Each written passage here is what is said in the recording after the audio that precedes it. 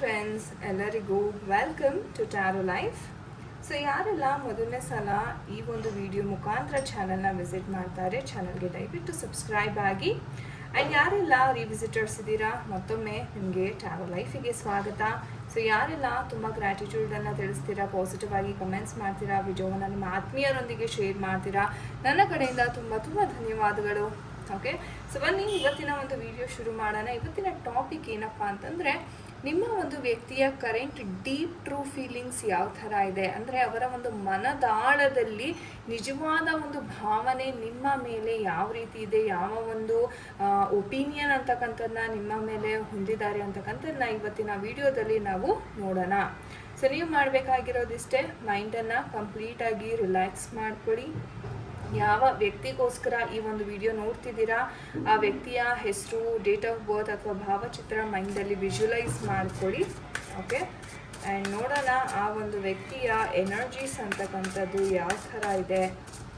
Okay, ಏನು think ಮಾಡ್ತಿದ್ರೆ ಮನದಾಳದಲ್ಲಿ ನಿಮ್ಮ ಬಗ್ಗೆ, ನಿಮ್ಮ ಪ್ರೀತಿ ಬಗ್ಗೆ ಯಾವ ಒಂದು ಭಾವನೆಯನ್ನು ಹೊಂದಿದ್ದಾರೆ ಈ ಒಂದು ವ್ಯಕ್ತಿ. Okay, we have the king's energy ಮತ್ತು ಈಸ್ ಆಫ್ ಕಪ್ಸ್ ಬಂದಿದೆ.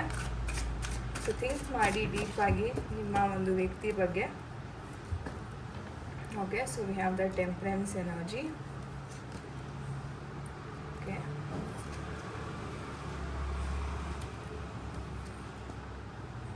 ಓಕೆ, ಸೊ 4 ಆಫ್ ವ್ಯಾಂಡ್ಸ್ ಬರ್ತಾ ಇದೆ. All right, so 6 of cups ಅಂತಲೇ ಹೇಳ್ಬೋದು. And bottom of the deck ನೋಡೋದಾದರೆ we have the hanged man energy. Okay, so ಇದಿಷ್ಟು energies ಅಂತಕ್ಕಂಥದ್ದು ಇಲ್ಲಿ ಬಂದಿದೆ. ಐ ಹೋಪ್ ನಿಮಗೆ ಕಾಣಿಸ್ತಾ ಇದೆ. ಓಕೆ, ಸೊ ಗೈಸ್, ಈ ಒಂದು ವಿಡಿಯೋ ಯಾರೆಲ್ಲ ನೋಡ್ತಾ ಇದ್ದೀರಾ, ಸೊ ಮೇನ್ಲಿ ಎಷ್ಟೋ ಜನ ಇಲ್ಲಿ ನೋ ಕಮ್ಯುನಿಕೇಷನ್ ಝೋನಲ್ಲಿ ಇರ್ತಕ್ಕಂಥದ್ದು ಅಥವಾ ಈ ಒಂದು ಪ್ರೀತಿಯಲ್ಲಿ ತುಂಬ ಸ್ಟಕ್ ಆಗಿರ್ತಕ್ಕಂಥ ಒಂದು ಎನರ್ಜೀಸ್ ಅಂತಕ್ಕಂಥದ್ದು ಕಾಣಿಸ್ತಾ ಇದೆ.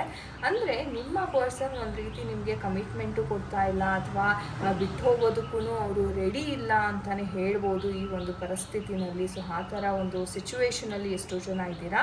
ಆ್ಯಂಡ್ ನಿಮಗೆ ಏನಾದರೂ ಈ ಪರ್ಸನ್ಗೆ ಈ ಒಂದು ಮದುವೆ ವಿಚಾರ ಅಥವಾ ಇನ್ನೇನಾದ್ರು ಕಮಿಟ್ಮೆಂಟ್ ವಿಚಾರ ಕೇಳಲಿಕ್ಕೆ ಹೋದಾಗ ನಿಮ್ಗೆ ಏನು ಅನ್ಸುತ್ತೆ ಅಂದರೆ, ಈ ವ್ಯಕ್ತಿ ಎಲ್ಲೋ ತುಂಬಾ ದಬ್ಬಾಳಿಕೆ ಮಾಡ್ತಾ ಇದ್ದಾರೆ, ತುಂಬ ಡಾಮಿನೇಟಿಂಗ್ ಇದ್ದಾರೆ, ಆ್ಯಂಡ್ ಸಿಕ್ಕಾಪಟ್ಟೆ ಈಗೋ ಅಂತಕ್ಕಂಥದ್ದು ನಿಮ್ಮ ಪರ್ಸನ್ಗೆ ಇದೆ ಅಂತಲೇ ಹೇಳ್ಬೋದು. ಆ್ಯಂಡ್ ಹಣಕಾಸಿನ ವಿಚಾರ ಅಂತ ಬಂದಾಗ ನಿಮ್ಮ ಪರ್ಸನ್ ಯಾವುದೋ ಒಂದು ಬಿಸ್ನೆಸ್ ಆಗಿರ್ಬೋದು, ಏನೋ ಒಂದು ಕೆಲಸಕ್ಕೆ, ಏನೋ ಗೌರ್ಮೆಂಟ್ ರಿಲೇಟೆಡ್ ಕೆಲಸಕ್ಕೆ ತುಂಬ ಟ್ರೈ ಮಾಡ್ತಿದ್ದಾರೆ.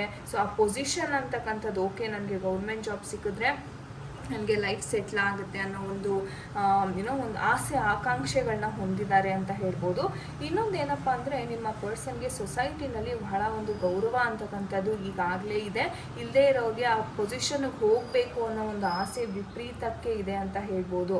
ಸೊ ಬೇಸಿಕ್ಲಿ ಏನಾಗ್ತಿದೆ ಅಂದರೆ, ಇವರ ಒಂದು ಲೈಫಲ್ಲಿ ಪ್ರೀತಿನೂ ಬೇಕು, ಹೌದು, ಅಟ್ ದ ಸೇಮ್ ಟೈಮ್ ಇವ್ರಿಗೆ ಕೆಲಸ, ಹಣಕಾಸಿನ ವಿಚಾರದಲ್ಲೂ ಇವ್ರಿಗೆ ಯಶಸ್ಸು ಅಂತಕ್ಕಂಥದ್ದು ಬೇಕಾಗಿದೆ. ಸೊ ಹಾಗಾಗಿ ಆ ನಡುವೆ ಆ ಒಂದು ಪ್ರೀತಿ ಮತ್ತು ಆ ಒಂದು ಹಣಕಾಸಿನ ನಡುವೆ ಏನು ಬ್ಯಾಲೆನ್ಸ್ ಅಂತ ಮಾಡ್ತಿದ್ದಾರಲ್ಲ, ಇದು ಅವ್ರಿಗೆ ಒಂದು ರೀತಿ ತುಂಬಾ ಕಷ್ಟವಾದ ಒಂದು ಕಾರ್ಯ ಅಂತಲೇ ಹೇಳ್ಬೋದು. ಯಾಕಂತಂದರೆ ಇಲ್ಲಿ ನೀವು ವೆಯ್ಟ್ ಮಾಡ್ತಾ ಇದ್ದೀರಾ, ಓಕೆ ಯಾವಾಗ ಬರ್ತಾರೆ, ಯಾವಾಗೆಲ್ಲ ಸರಿ ಹೋಗುತ್ತೆ ಅಂತ. ಬಟ್ ನಿಮ್ಮ ಪರ್ಸನ್ ನೋಡಿ, ನನಗೆ ಹಣಕಾಸು ಯಾವಾಗ ಬರುತ್ತೆ, ನಾನು ಯಾವಾಗ ಸೆಟ್ಲ್ ಆಗ್ತೀನಿ ಅನ್ನೋ ಒಂದು ಭಾವನೆಯಲ್ಲಿದ್ದಾರೆ. ಸೊ ಇಲ್ಲಿ ನಿಮಗೆ ಒಂಥರ ಕ್ಲಾಶ್ ಅಂತಕ್ಕಂಥದ್ದು ಆಗ್ತಾ ಇದೆ. ಆ್ಯಂಡ್ ನಿಮ್ಮ ಪರ್ಸನ್ಗೆ ನೀವೇನಾದರೂ ಕೇಳಕ್ಕೆ ಹೋದರೆ, ಇಲ್ಲ ಫಸ್ಟ್ ನಾನು ದುಡಿತೀನಿ, ಫಸ್ಟ್ ನಾನು ಸೆಟ್ಲ್ ಆಗ್ತೀನಿ, ಯಾಕಂದರೆ ಇವರ ಫ್ಯಾಮಿಲಿನಲ್ಲೂ ಹೇಳಬೇಕು ಅಂದರೆ ಬಹಳ ಒಂದು ಪ್ರಾಬ್ಲಮ್ಸ್ ಅಂತಕ್ಕಂಥದ್ದು ನಡೀತಾ ಇದೆ. ಆ್ಯಂಡ್ ಇವರು ಅದನ್ನು ಮೇನ್ ಜವಾಬ್ದಾರಿಯನ್ನು ಇವ್ರು ಹೊತ್ತಿದ್ದಾರೆ ಅಂತಲೇ ಹೇಳ್ಬೋದು. ಸೊ ಆ ಕಾರಣದಿಂದ ಇವ್ರಿಗೆ ಜವಾಬ್ದಾರಿಗಳು ಸಹ ಸ್ವಲ್ಪ ಜಾಸ್ತಿ, ಸಾಲ ಮಾಡ್ಕೊಂಡಿರ್ತಾರೆ, EMI ಕಟ್ತಾ ಇರ್ತಾರೆ. ಸೊ ಆ ಒಂದು ವಿಚಾರನೇ ಅವ್ರಿಗೆ ತಲೆಯಲ್ಲಿ ತುಂಬಿಕೊಂಡಿದೆ. ಆ್ಯಂಡ್ ಪ್ರೀತಿ ವಿಚಾರದಲ್ಲೂ ಖಂಡಿತ ಪ್ರೀತಿ ಇದೆ, ಅವರ ಮನಸಾಳದಲ್ಲಿ ನೋಡಿದಾಗ ಪ್ರೀತಿ ಖಂಡಿತ ಇದೆ ನಿಮ್ಮ ಮೇಲೆ. ಬಟ್ ಅದನ್ನು ಬ್ಯಾಲೆನ್ಸ್ ಹೆಂಗೆ ಮಾಡಬೇಕು ಅಂತ ಅವ್ರಿಗೆ ಗೊತ್ತಾಗ್ತಿಲ್ಲ. ಯಾಕಂತಂದರೆ ಅವರ ಸಿಚುವೇಶನ್, ಹಣಕಾಸಿನ ಸಿಚುವೇಶನ್ ಅಷ್ಟು ಕ್ರಿಟಿಕಲ್ ಆಗಿದೆ ಅಂತಲೇ ಹೇಳ್ಬೋದು. ಹಾಗೆಯೇ ಮುಂದೆ ಮದುವೆ ಆಗ್ತಾರ, ಕಮಿಟ್ಮೆಂಟ್ ಕೊಡ್ತಾರ ಅಂತಲೇ 100% ಕಮಿಟ್ಮೆಂಟ್ ಇಲ್ಲಿ ನಿಮ್ಗೆ ಸಿಗ್ತಾ ಇದೆ ಅಂತ ಹೇಳ್ಬೋದು. ಸೊ ಕೆಲವ್ರಿಗೆ 4 months ಎನರ್ಜೀಸ್ ತೋರಿಸ್ತಾ ಇದೆ, ಇನ್ನು ಕೆಲವ್ರಿಗೆ 6 months ಎನರ್ಜೀಸ್ ಸಹ ಇಲ್ಲಿ ತೋರಿಸ್ತಾ ಇದೆ. ಯಾಕಂದರೆ ಮೇಯ್ನ್ ಆಗಿ ಇವ್ರಿಗೆ ಹಣಕಾಸಿನ ವಿಚಾರದಲ್ಲಿ ಸೆಟ್ಲ್ ಆಗಬೇಕು, ಅಥವಾ ಗೌರ್ಮೆಂಟ್ ಜಾಬ್ಗೆ ಏನು ಇವ್ರು ಪ್ರಿಪೇರ್ ಆಗ್ತಿದ್ದಾರೆ, ಅಟ್ಲೀಸ್ಟ್ ಆ ಜಾಬ್ಸ್ ಇವ್ರಿಗೆ ಆಗೋದ್ರೆ ಸೊ ಇವ್ರಿಗೆ ಒಂದು ಸ್ವಲ್ಪ ನಿರಾಳ ಆಗುತ್ತೆ ಮನಸ್ಸು. ಆವಾಗ ನಿಮಗೆ ಈ ಒಂದು ಏನು ಎಮೋಷನ್ಸ್ ಇದೆ ಅದ್ರ ಕಡೆ ಇವರು ಗಮನವನ್ನು ಹರಿಸ್ತಾರೆ. ಬಟ್ ಖಂಡಿತವಾಗ್ಲೂ ಮದುವೆ ಎನರ್ಜೀಸ್ ಅಂತಕ್ಕಂಥದ್ದು ಇಲ್ಲಿ ಕಾಣಿಸ್ತಾ ಇದೆ. ಒಂದು ಪಾಸಿಟಿವ್, ಒಂದು ಸೆಲೆಬ್ರೇಷನ್ ಅಂತಕ್ಕಂಥದ್ದು ಕಾಣಿಸ್ತಿದೆ. ಸೊ ನೋಡೋಣ ನಮ್ಮ ಏಂಜಲ್ಸ್ ಕಡೆಯಿಂದ ಯಾವ ಗೈಡೆನ್ಸ್ ಸಿಗ್ತಾ ಇದೆ ಈ ಒಂದು ವಿಚಾರದಲ್ಲಿ. ಸೊ ಡಿಯರ್ ಏಂಜಲ್ಸ್ ದಯವಿಟ್ಟು ಗೈಡ್ ಮಾಡಿ ನಮ್ಮ ವೀಕ್ಷಕರು ಯಾರೆಲ್ಲ ವಿಡಿಯೋ ನೋಡ್ತಾ ಇದ್ದಾರೆ. Okay, wow guys, success card ಬರ್ತಾ ಇದೆ. ಸೊ ನಾನು ಹೇಳ್ದಂಗೆ ಸಕ್ಸಸ್ ಖಂಡಿತವಾಗ್ಲೂ ಇದೆ. ಪರ್ಫೆಕ್ಟ್ ಟೈಮಿಂಗ್ ಅಂತಾನು ಏಂಜಲ್ಸ್ ಹೇಳ್ತಾ ಇದ್ದಾರೆ. ಒಂದು ಟೈಮ್ ಅಂತಕ್ಕಂಥದ್ದು ಬರಬೇಕು, ಒಂದು ವರ್ಷದ ಒಳಗೆ ಇದು ನೆರವೇರುತ್ತೆ ನಿಮಗೆ ಅಂತ ಹೇಳಿದ್ನ. ಸೊ ನಾನು ಹೇಳ್ದಂಗೆ ಒಂದು 4 ಅಥವಾ 6 ತಿಂಗಳು ಒಳಗಡೆ ಅಥವಾ ಒಂದು ವರ್ಷದ ಒಳಗಡೆ ನಿಮಗೆ ಈ ಒಂದು ಪ್ರಾಬ್ಲಮ್ಗೆ ಸೊಲ್ಯೂಷನ್ ಅಂತಕ್ಕಂಥದ್ದು ಸಿಗ್ತಾ ಇದೆ. ಸೊ ಟೀ ಲೀಫ್ ಕಾರ್ಡ್ಸ್ ನೋಡೋಣ. Okay, so fair women. So ಖಂಡಿತ ಆ ಹುಡುಗಿ ಅಥವಾ ಆ ಒಂದು ಹುಡುಗ ಅಂತಕ್ಕಂಥದ್ದು ನಿಮಗೆ ಸಿಗ್ತಾ ಇದ್ದಾರೆ. ಓಕೆ ಓಕೆ, 1 ಮೋರ್ ಕಾರ್ಡ್ ಬಂದಿದೆ. ಓಕೆ, 2 ಬಂದಿದೆ.